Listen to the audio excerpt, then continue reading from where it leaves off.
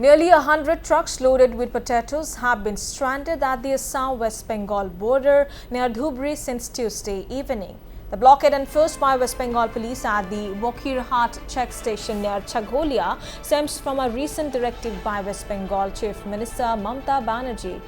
As per sources, the Chief Minister's ban on exporting potatoes to Assam is stated to be aimed to ensure West Bengal's potatoes demand is met before any shipments cross the state lines.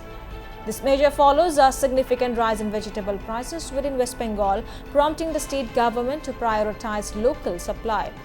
The prolonged wait in hot weather threatens to spoil tons of potatoes, which comes from various areas of West Bengal, mainly Falakata, Kuch Bihar, Dhupguri and Mathabhanga. The stakeholders are eagerly awaiting further directives from the authorities so that the shipment of potatoes can move forward. কালি সন্ধিয়া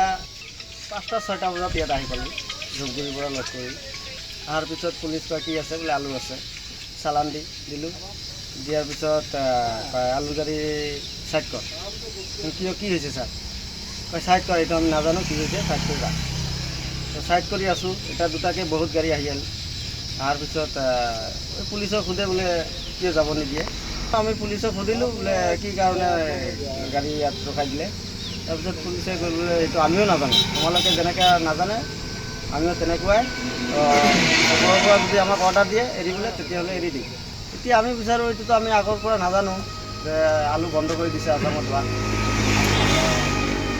এতিয়া আমি বিচাৰোঁ কি এতিয়া যিবিলাক গাড়ী load হৈছে বা আমি যিবিলাক গাড়ী ৰাস্তাত আছোঁ এইবিলাক গাড়ী আমাক এৰি দিব লাগে